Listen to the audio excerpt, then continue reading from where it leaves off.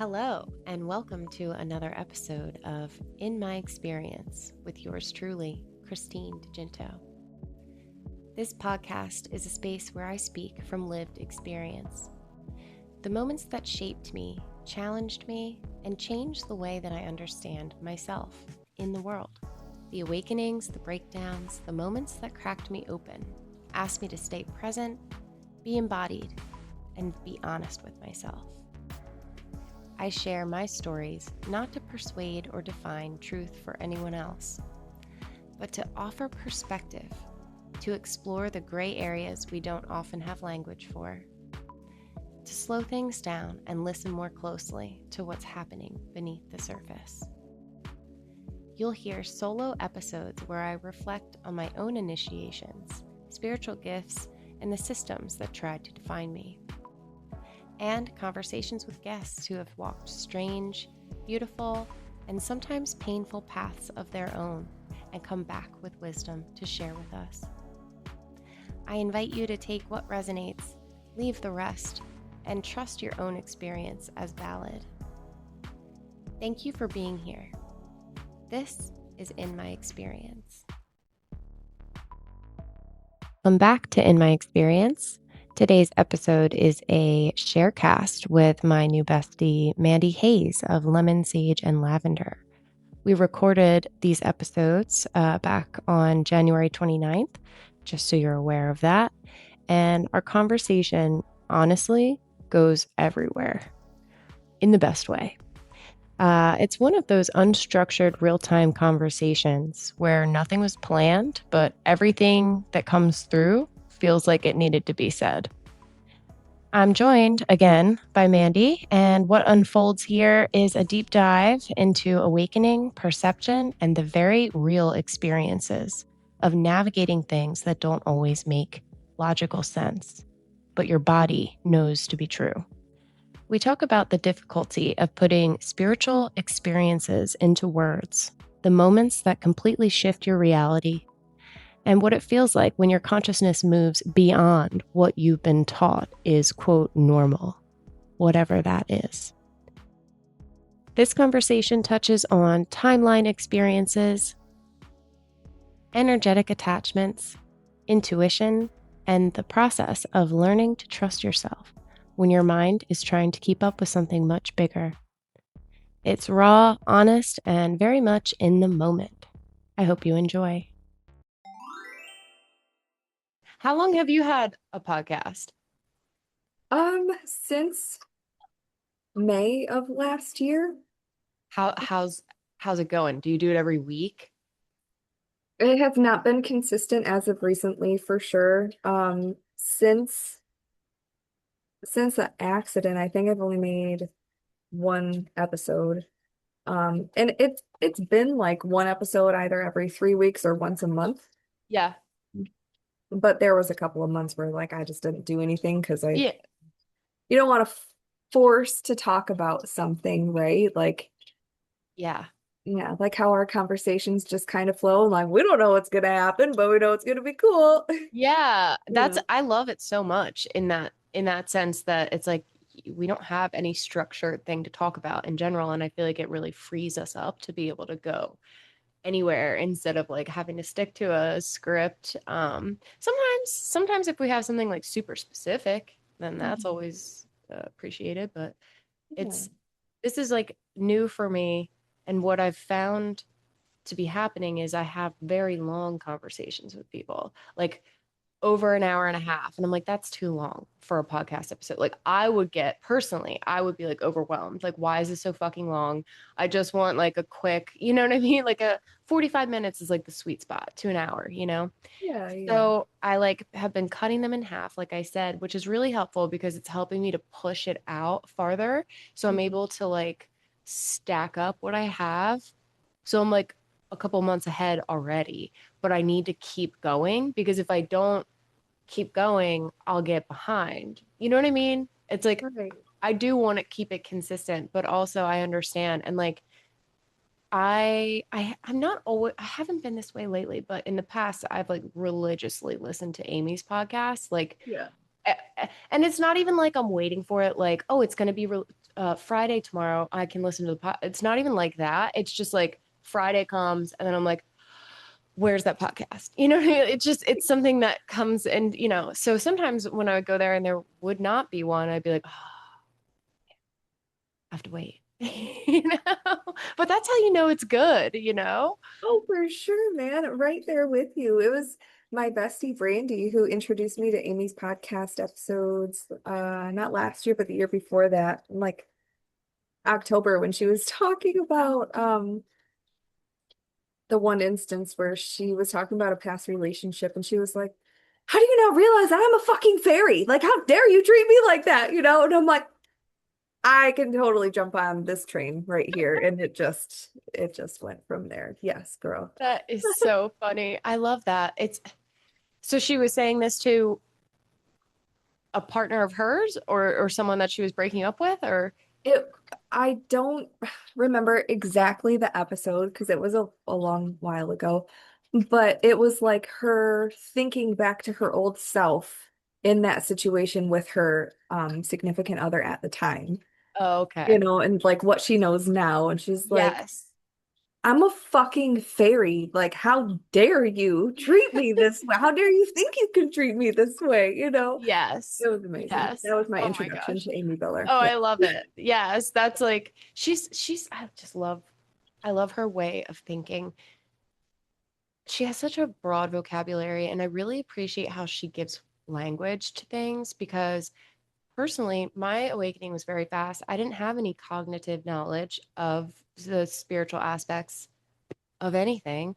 And so I really was struggling to describe what I experienced. And I feel like that's quite common, especially in America, because we are not taught about chakras. We're not taught about our energy. We're not, I mean, the general population. It's silly now when I try to talk about, oh, we don't hear about these things, but that's like my entire reality. Like I open up Instagram and all it is spiritual stuff, but that's the Right. algorithm responding to what I fucking want. So I appreciate it. But I understand that's not true for everyone. I just wish it was, but you can't force things. Yeah, no, it's very true. I was like, I was being interviewed a couple hours ago by this woman from um, I forgot where she was from. She was from the University in Michigan, and I think it was Central Michigan University. I should remember that. But anyways, her name is Michaela. She was super, super sweet, and she was asking me these really awesome questions, and I have like a really hard time articulating like what's going on up here and like getting it out in a way that makes sense. So I've the entire time she's asking me these questions and I'm like sweating and I'm like, I feel like I'm rambling. I'm like, did I make any, do you understand what I'm saying?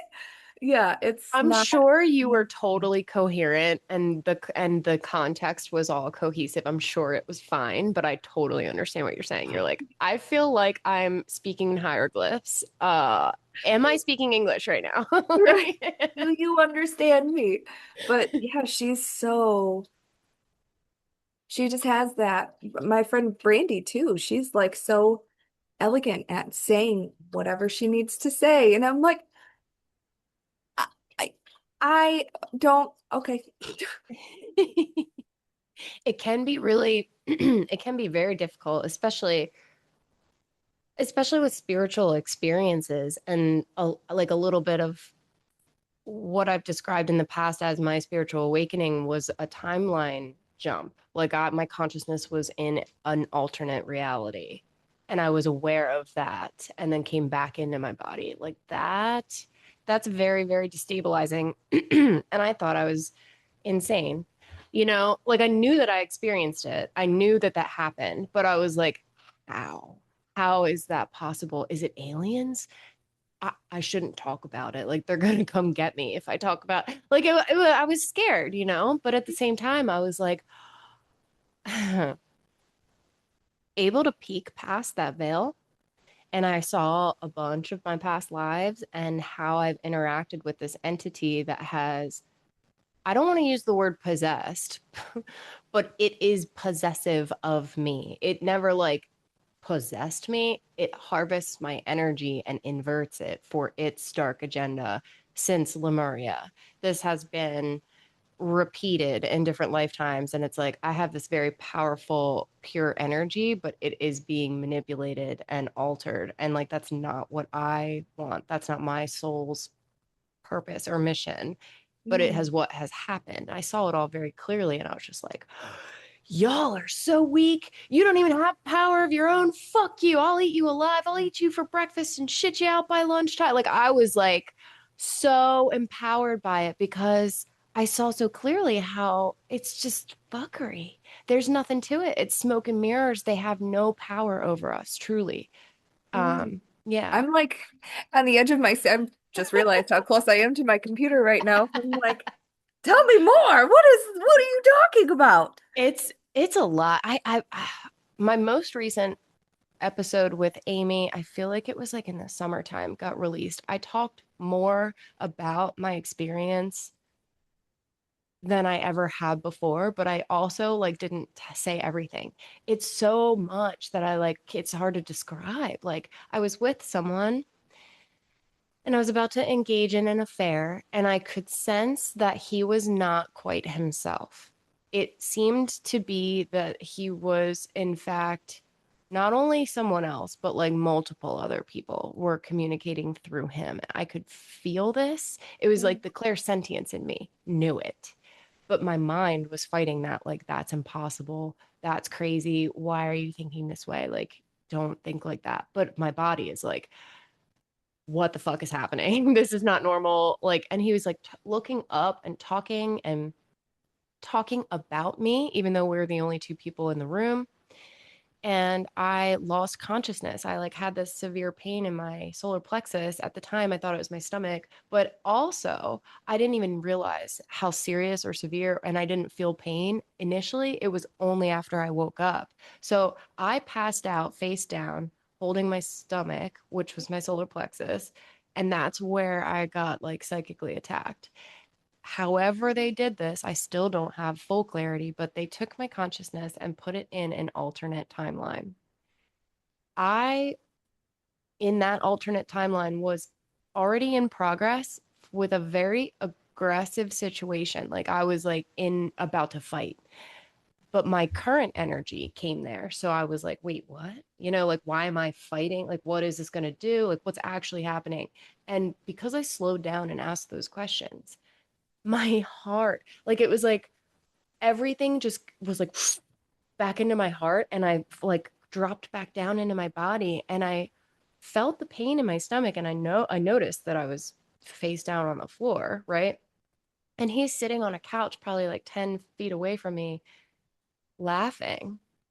And I look up and I see this screen floating above me in the air, and he's like he's watching the screen like he just saw what I experienced, and it's like he put me in a simulation. That's what I thought had happened.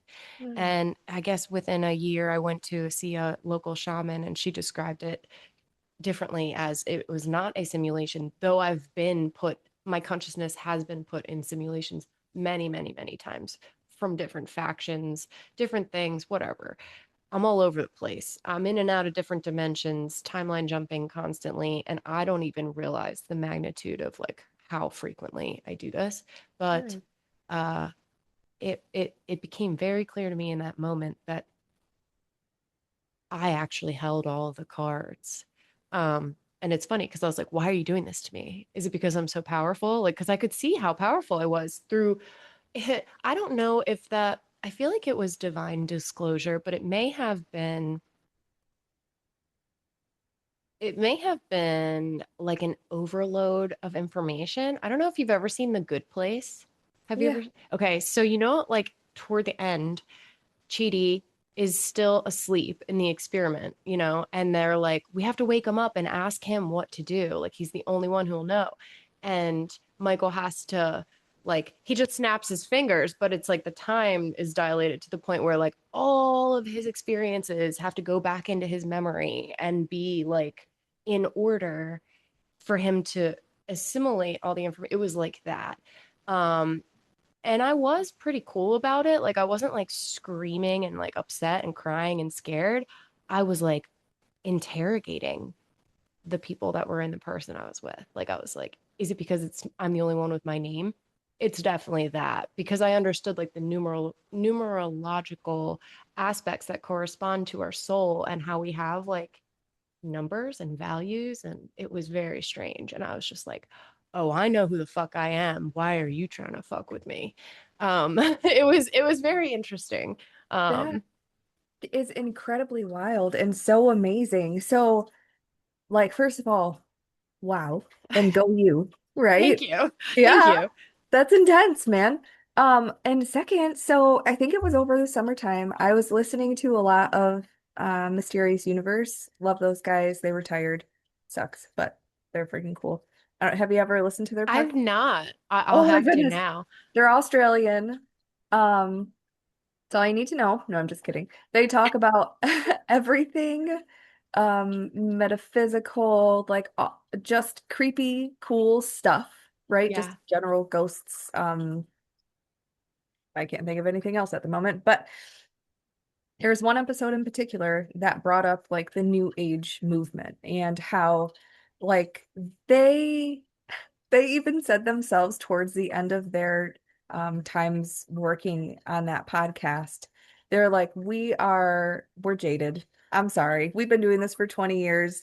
You know, it all comes back to the same thing. So sorry if we seem like Debbie Downers, but their stories are really cool. So, you take it or leave it.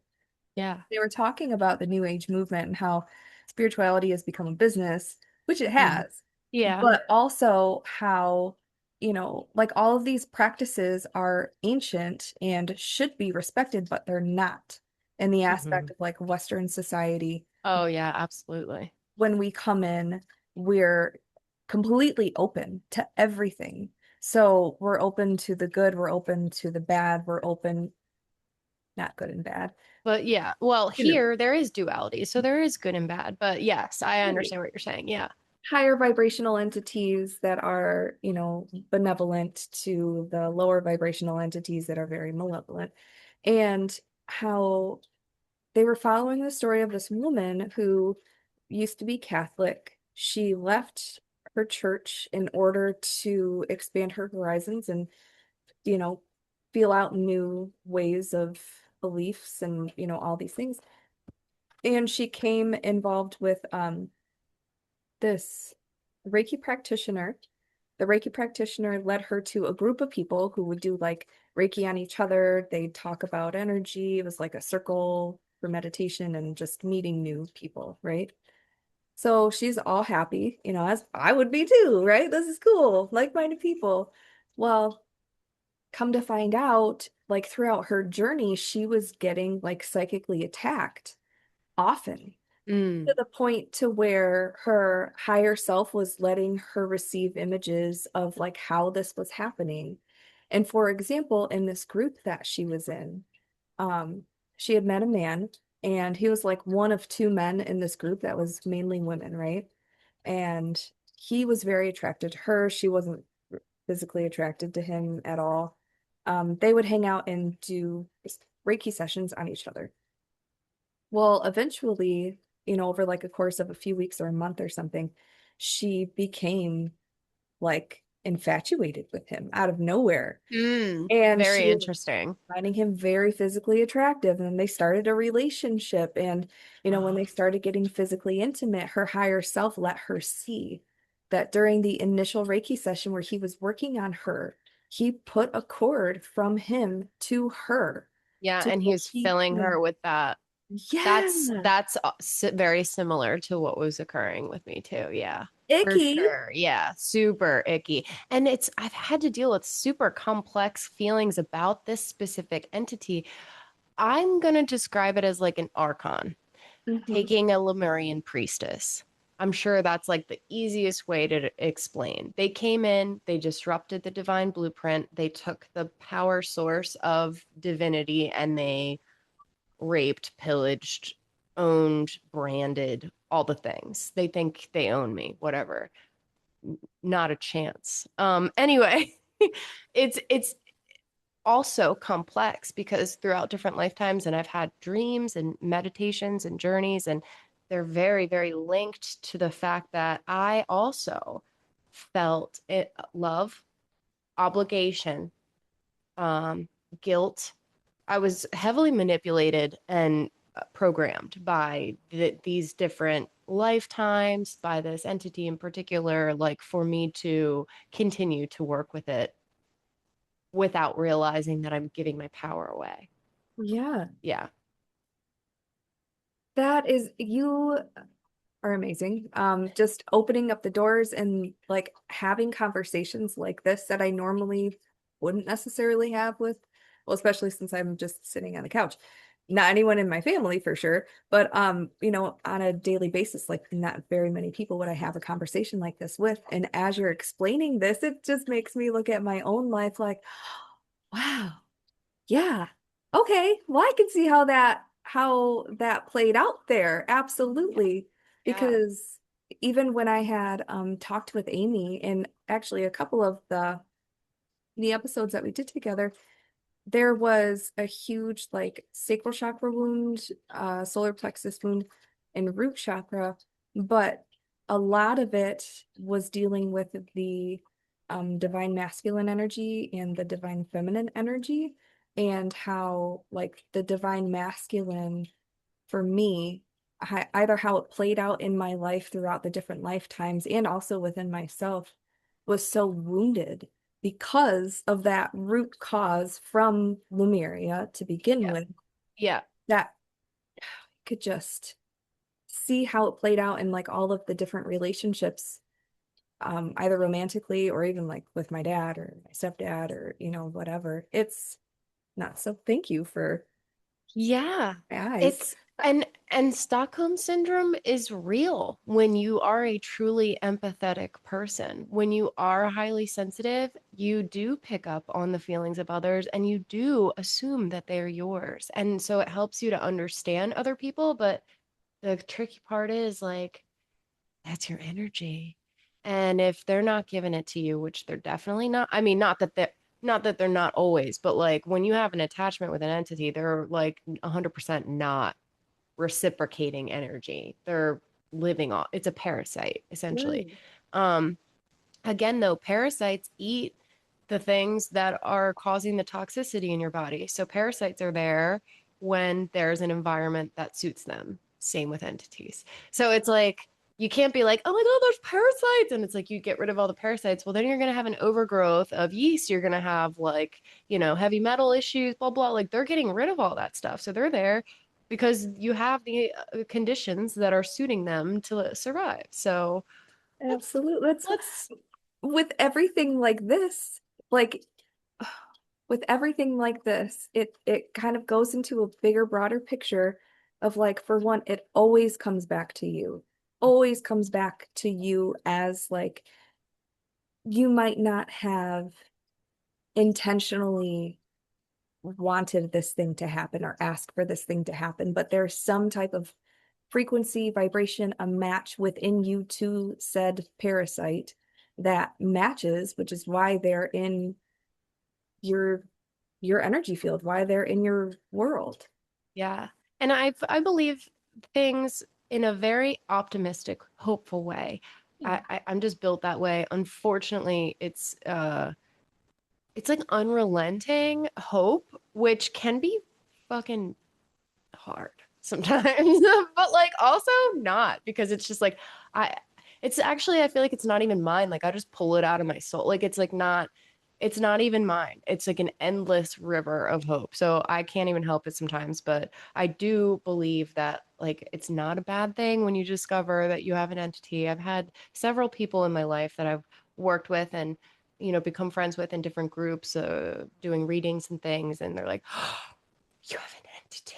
I'm like, yeah, I chose that before I came here to help me with my own self love. Once I reach the point that I can recognize that and why it's attached to me, and I can detach that myself, nobody else is going to be able to cut those cords for me because it's not time yet. Like, you Yeah. can try to cut them, but don't shame me when they come back because I have not yet reached my evolution with this being. And there's an agreement there. And, like, yeah, it's interesting how sometimes people working with different people in my past, they would be like, oh, there's an entity. It doesn't want you to tell the truth about this to this person. And I'm like, so then I'm definitely going to. Like, why would you, what, like, you're telling, so I had a Reiki practitioner and uh, she was great. She taught me Reiki. She was my Reiki master. And I also did like personal gardening for her because I do landscaping. And she hired me to do her landscaping, which was great. She has beautiful property and it's very like sacred. And I would always connect with the plants. And it was wonderful for a time. And I went through a situation, I think I may have mentioned it. Like I had an affair, and this is the person that I was with, and he became infiltrated by multiple other beings that are also humans. Like it's not just entities or like something that like from another world. Like they're also humans and they body hopped. Like they know how to do that and they've worked toward that. Dark agenda stuff. Don't worry about it. But it's I felt very I had a lot of guilt and shame, and it was glaringly obvious that this entity love to eat that up. So I was like, I need to get rid of this guilt and shame that I have for having a relationship with a man who was unavailable. He had a girlfriend and I knew about her.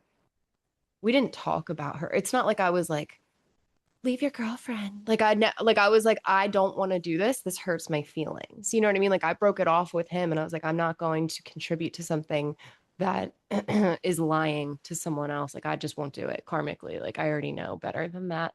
So I cut it off with him, but he passed away like 2 months later. And I really had a very strong connection with him. Like, obviously, otherwise, I would not have done this. But I struggled with his death. And he also, I gave him a piece of my soul. I didn't realize I did this, but in that process, I did offer him a piece of my soul because I recognized, like, first of all, that was our agreement. I was supposed to offer a piece and he was not supposed to take it this time. We've done it in the past as well. He took it. And then when he passed away, he was using that piece of my soul as a bargaining chip. So he did not transition fully and he was using it to stay closer to the earth plane. And I was getting psychically attacked and I felt everything that he was feeling. And I was processing his own death within myself and my emotion. It was, but I couldn't share it with anyone because I'm the other woman. Nobody cares about me. I had to keep it a secret. I had to not talk about it, but it was like it like fucking killed me. Um, in the best way. I was reborn though.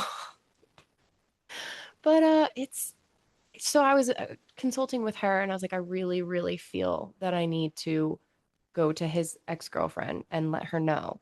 Like I just can't stop thinking about it. I feel very guilty. And she was like, all of a sudden she noticed something in the corner, right? Like her attention was definitely on the corner. And she's like, there's an entity here and it does not want you to do that. And blah, blah, blah. And I was like, so are you working for the entity? Like what, like why are you Right. working for me or for them? Like, why do Can you you can think tease them? Yeah. yeah, like, well, why do you think that it doesn't want me to tell the truth? Why would that ever be? When ultimately all there is truth. It just you know what I mean? Ultimately. So then, like, why would it benefit me to lie and continue this type of karma? Right. No, thank you. So I did tell her. She wasn't very happy, but it is what it is. I felt better. Right. So, No, that's beautiful and it really makes so much sense. Like, oh man. So a lot of times, we don't realize that when we're going into relationships, whether they're a long time, a couple months, a couple of weeks, like you share yourself with the other person in a physical, but also energetic, emotional, mental, spiritual sense. And a lot of times, not all the time, but a lot of times, like I have realized that um, with one past relationship, for example, like that was it was karmic in a way that I needed to walk away from it 100%. But it was also so many like lifetime after lifetime after lifetime. We had this really deep connection and it was like, we had been broken up for years, right? Years. We weren't like friends, so we didn't talk all the time, but we also weren't like we didn't hate each other, But all of a sudden he would pop in my head out of nowhere and I'd be like, oh, that's weird. What am I Mm, thinking about him, mm. And then I'd check, one of my social media platforms and I'd be like, hey, how's it going? And I'm like, Yeah. okay. Isn't that funny?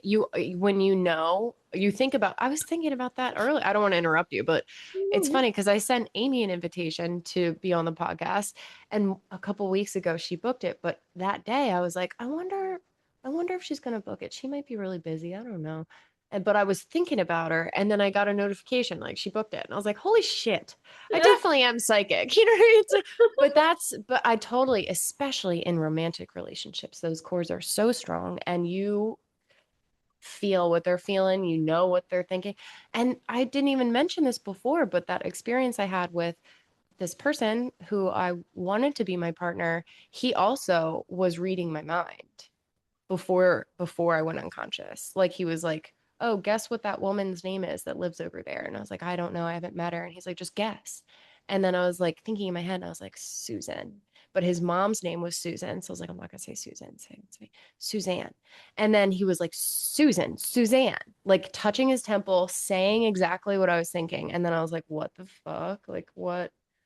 Like you really can read my mind. How long have you been doing that? Like what do you know? Right. Yeah. Oh my goodness. Oh, oh, sorry. Well, I have something But pop. at the same time, now I feel like very sad because it's not easy to find a connection like that.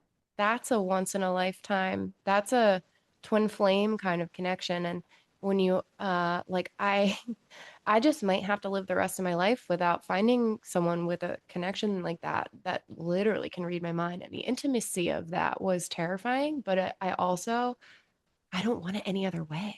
Like that's how I want my love to be, but it's scary as shit. Oh, I mean, that's 100%. And in that relationship, like you experience I'm assuming like, the highs of the love and this is beautiful and what a great connection, but also the opposite side of that coin with everything that transpired from that and then his death, obviously. Um, so sad. Um, It it's so it is so wild. So like with that person that I was in a relationship with, it got to the point where I was really recognizing like it was almost instant. Like when he would randomly pop in my head and then, I'd receive a message or whatever. I got to the point where I was like, okay, this is really weird and I'm uncomfortable by it and I don't like it. Like I've moved on with my life. We need to do Yeah. something here. Um, I went and I still had a bunch of stuff that he had given me, like feathers or dried up roses or like little statues or whatever. Eventually they just became a part of the background of my bedroom. So I never thought about it as, oh, this is from so and so. It was just like Yeah. stuff. So um I But they're gathered, like totems though. yeah. Yeah. So I remembered I gathered up all of these things, and a lot of them were flammable, like pieces of paper, feathers, or whatever. And I went and like gathered up all the things and I lit them on fire and I said a little prayer and I was like, I'm done. I'm gone. We're done with this. Thank you. It's over. And the craziest thing was that before before I had done that, I've got glimpses of our past lives together here and there throughout the years, and there was quite a few. And at first, like this first one that I had seen felt really loving, where we were in the jungle. Like I don't even know where we were. It was a jungle that looked like clayey dirt. He was tan, I was tan. He and I were both like kneeling in the middle of this walkway. And he went and like grabbed the back of my head and put my forehead to his forehead, like, because he was leaving to go off to like fight something or whatever, and I had to stay behind. And he was like, "You are mine and I am yours," and it felt really loving, right? Oh, I just But got like like seriously. Oh my gosh, I could feel that. Yeah. so I was like, okay, well, it was a great relationship. Thank you. I don't need it anymore. You know, I acknowledge that we have this bond or had this bond. Hmm. Be gone, Hmm. But as soon as I had lit all of that stuff on fire, I went and meditated. So I was outside, obviously. And I came back to that same moment, except it wasn't in a loving way. It was more like he was leaving and he knew that I had a chance to leave him if I wanted to. And he like grabbed me by the back of my hair and put my head against his head. And he was like, "I am yours and you are mine and you are not leaving me," kind of a thing. There's that way too. That is so interesting that you can see it both ways. And in your memory, even though it may have been always that second way, that aggressive, possessive way, Mhm. but in your mind and in your heart, you saw it in a loving way because that's where you come from. That's how you see things and understand things. And that's how you would probably prefer to reflect on something. Mhm. I totally understand that. And even in that moment when it is possessive and aggressive, the very complex feelings of that is still loving, but it's a different kind of love. It's not an exalted love. It's not an unconditional love. It's a very conditional possessive love. But yeah, Right. very complex. Yeah. Weird and crazy. Yeah. Energy entanglement is for sure.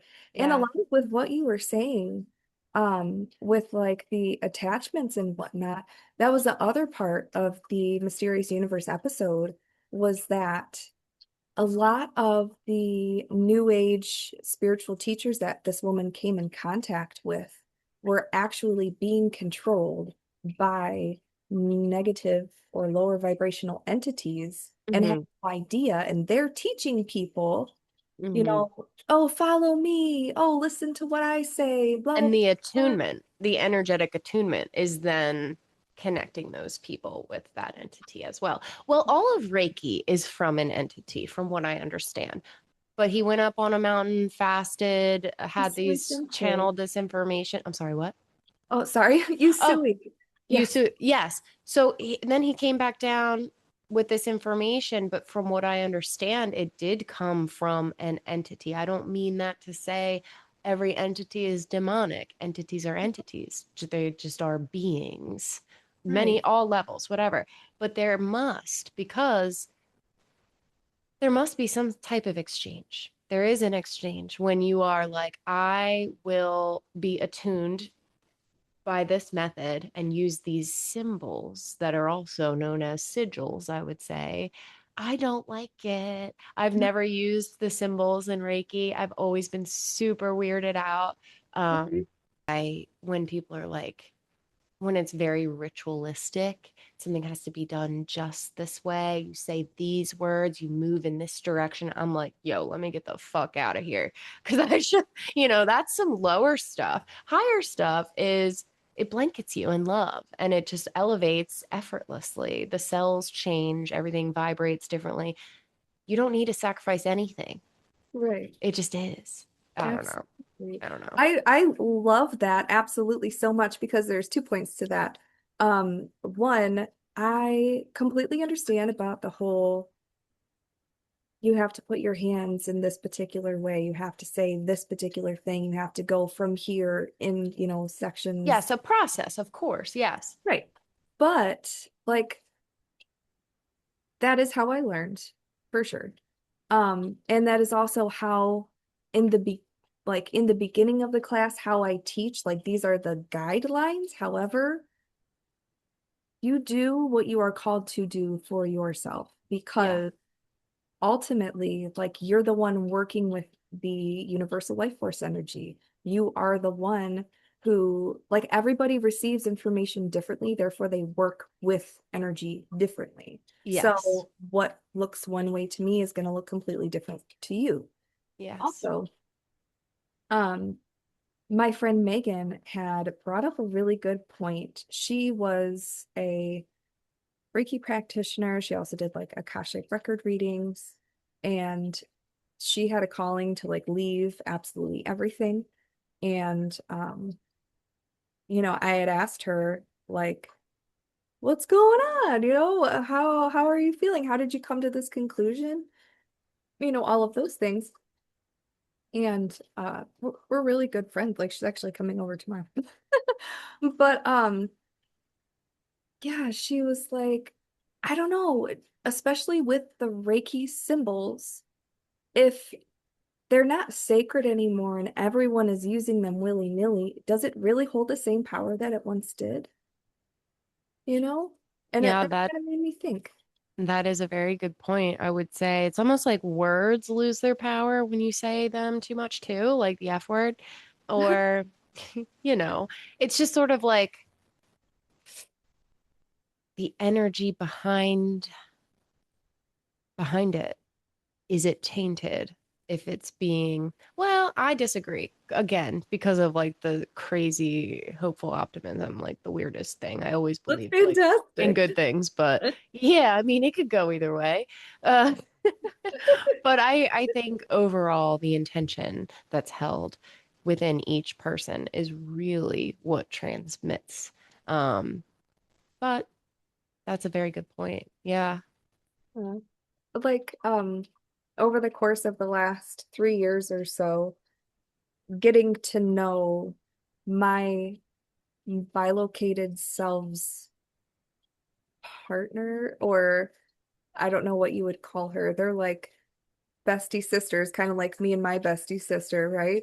And they work together. And so, like, my bilocated self's name is Nadea, and her, like, bestie sister helper person is Vadea.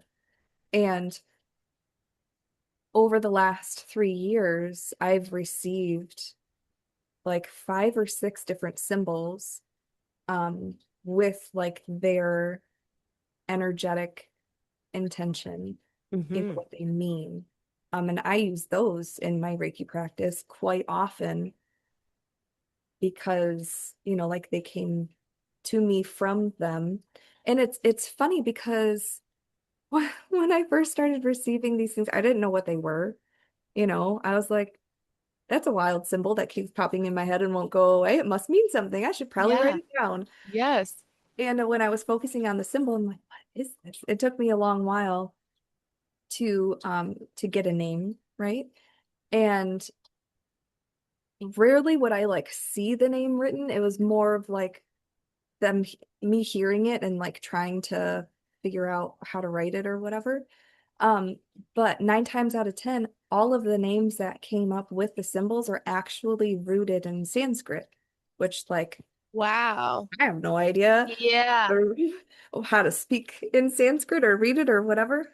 Um, but that was how I knew, like, okay, well, if Nadea and Vidya are Pleiadian Syrian, that like their skin tone, the hair, the eyes, everything all connects with like the Hinduism, Hindi gods and goddesses, and Mm. their blue skin and dark hair and blah blah blah. Mm. And then, Yes. Hindi and Sanskrit kind of they definitely go hand in hand. So it was Yes. all coming together as something that I was like, okay, this is something. Like I can hold on to this. This is tangible. It feels good to me.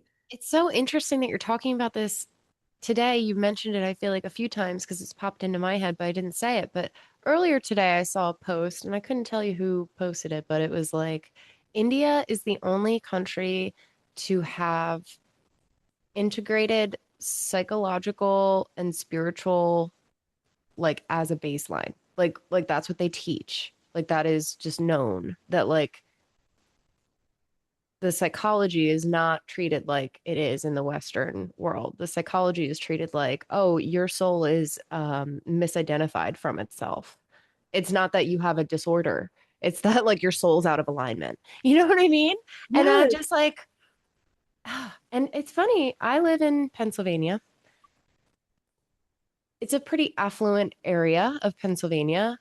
I think it's probably like the one of the top 10 wealthiest counties in America, actually. And I'm not saying that like I'm wealthy, like I'm just from here. And I look around and I'm like, I can't afford to live here anymore because all you fucks moving in. Anyway, but that's the way it goes, gentrification, eh? But Yeah. I I forget where I was going with this. That's so funny. Oh, well, just the fact that like us around here, there are a lot of Indian immigrants moving into the areas. Like I live in a townhouse development since I've moved from my marital home after divorce, and the majority of the population are Indian. I started to date someone across the street from me who's not Indian, and his brother came over and made a comment about how there are so many Indians. And I thought it was funny because how short-sighted to say like okay, so I brought up the world map of like populations and it showed like a bubble of percentages of like the population of the world, right? Obviously, they're like one of the largest populations in the entire world. So it only stands to reason that they are going to expand and they are going to exist. Like, it's not like there are a lot of Indians. It's actually just more accurately reflected as in regard to the population. And he was like, had nothing to say. Like, he had nothing to say. Like, I think he was kind of trying to be like, lots of Indians around here. And I'm like, well, I actually love learning about their holidays and practices and how they work with their families and how they're all connected in the community. Like, I appreciate that. So I think it's cool. I don't know. Oh, absolutely. Absolutely. There's just so much Like, like, America's like 4% of the population, yeah, right? And then it makes you be humble up a little bit, like, oh, and we're the newest. Well, I'm not the newest, one of the newest nations. Like, we don't know shit about shit. Our right. history has been taught to us by Rockefeller administration. We don't know anything. We must assume that we are absolute idiots and just try to absorb worldly knowledge for the Yeah, sake for our own sakes. absolutely. And so that's the craziest thing in the world that how, like you had said, in India, it's spiritual alignment first, spiritual health first, mental health, and then like, oh, here's your basic human stuff that you need to do, whatever. Yeah. And that's absolutely incredible. So, as I was talking earlier about how I have a really difficult time articulating what it is that I mean to say, like for example, with the children's book Love Filled and whatnot, is like that is the purpose of that book is to bring that here, but Yeah. have the kids hear the message from the time that they're little up until maybe they can read themselves so that they can put that first and foremost in their life as their Yeah. own individual, autonomous little tiny selves. Yes. Because, like, yeah, we're trying, but we're still packaging it in a way that is a business because America is just literally consumerism. Like that's what it is. Mm-hmm. Try to let's try to get out of that a little bit. Yeah. And Wait, like we might need to go somewhere else, you know? I've been thinking about that. It's not that crazy of an aspiration to live in a community where you like work and like, and I let me preface this by saying I would be a million miles away from any kind of cult vibes, but yeah, like a community that is based in humanity that literally focuses on our health and well-being mentally, physically, like that's what I want. And I know that it exists because I mean, we're humans on Earth. That's what we're here for. Like, what? and that's the thing when you are talking with people about this concept, it's really easy for people to just assume like, oh, well, that means that you don't want to work. well, that means that you just don't like want to contribute. That means that you're lazy. And it's like, no, no, no, no, no, no, no. I'm like one of the hardest workers you'll ever meet. However, I'm not going to spend my life on a hamster wheel working for somebody else just to afford a roof over my head and have no time to live my divine truth. Like Yeah. it's not in alignment with my plan at all. Yes. And I Yes. think we are all waking up to that realization. It's just, We'll it's get not there. happening. Maybe next year. Yeah, yeah, maybe next year, Maybe next 2022. year, every American will say, instead of having the auto pay for the mortgage, I'm going to turn off auto pay, not paying my mortgage this month. Can you imagine if every American did that? How long would it take the banks to fail? How quickly would we be like, oh shit, just like I did in my realization after that total like disillusion of reality. And then, like, I was like, oh shit, you have no power at all. It'll be like that. Like, it only takes a little bit. Uh, but Wait, just just egging on like anarchy, I guess. But I don't mean to do that. a little bit at a time. Yeah. Yeah. But that is the Amy Bell saying, calling the bluff of the false matrix, because it Yeah. is 100% true. And it's like, okay, well, we all talk about this utopian society that is absolutely doable. Oh, yeah. Absolutely. We're still working because we're taking care of ourselves. We're taking care of our land. We're taking care of each other. Mm-hmm. We're just not feeding money into the system anymore. We're creating our own system. 100%. And like, where does that start? Yeah. Like what cogs need to fall off the wheel in order to get that ball rolling and everyone to jump on board? We don't know. Well, maybe we Yeah. don't need to know. And But maybe not everyone will, and that's okay too. But I don't know how it would be sustainable unless like the majority of the population was thinking differently and putting their energy towards something different. I believe it. I mean, I think as like the younger generations, our kids aren't going to be dealing with any of this bullshit. They're going to be like, no, no, yeah, we're star seeds. We know better. No, thank you're you. right. Oh my goodness, absolutely.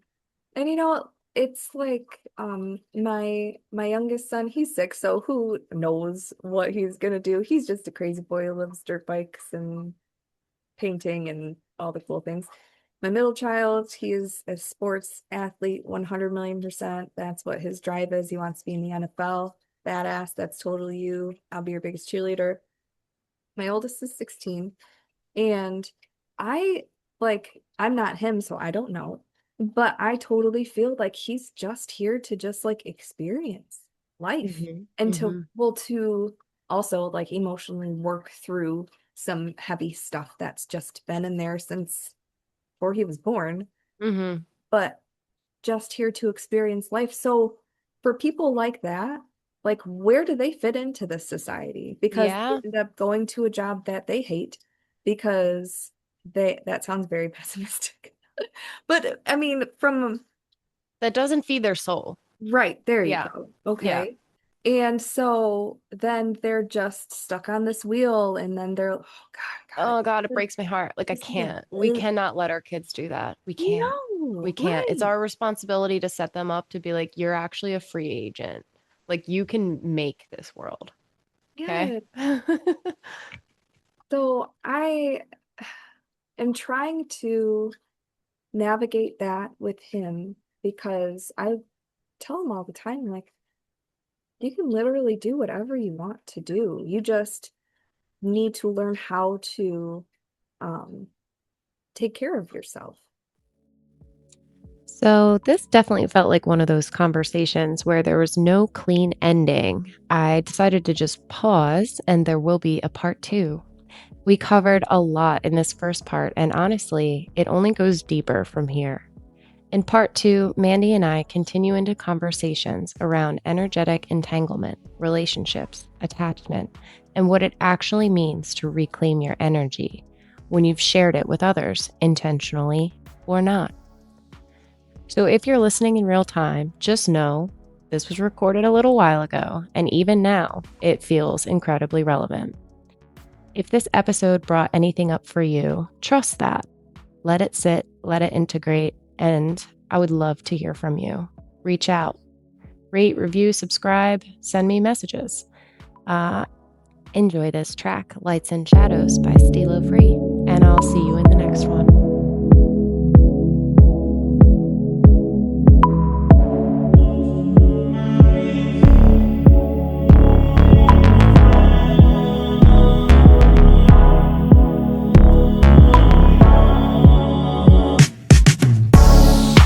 Pressure made diamonds, lay back, smoking loud in the silence. It's all love, but no trust. Why you think I'm doing too much? Cause pressure made diamonds, lay back, smoking loud in the silence. I roll up and go up. Why you tripping, give me no love? Nowadays you don't gotta mind me. In the end I hope you really find peace. I had to set my mind free, I had to let my soul breathe. Moon sign Pisces, heart broke psyche. Angels all around me, but demons wanna fight me. Feel like I had to fight myself. No, I had to look inside myself. With a predisposition to addiction. Through the negatives, I'm still focused on the vision. It's sorta like that first scene you see in Pulp Fiction. I see the end, but it's really only the beginning. I had to find a way to be grateful for them locked doors that you made close. When doves cry, it's so painful, but the purple rain is so graceful. Cause pressure made diamonds, lay back, smoking loud in the silence. It's all love, but no trust. Why you think I'm doing too much? Cause pressure made diamonds, lay back, smoking loud in the silence. I roll up and go up. Why you tripping, give me no love? I'm fighting battles, lost between the lights and the shadows. Tryna shoot me down, I'm dodging all the ammo. Left me hanging, I escaped from the gallows. Swim through the ether, blowing on a reefer. Running like Rev when he rapped about Adidas. It's like my flow is heaven sent. My energy could shift the cards in your tarot deck. Life ain't always what it seemed. An alternate reality, I'm living in a dream. I got the Stussy on the T with the 501 jeans. Ray-Ban Lokes with the Air Max 3s. Mandela effect, got me living my best. I gotta jump timelines when I'm living in stress. And a spliff in my chest, it got me lifting and blessed. Peace, you know the rest.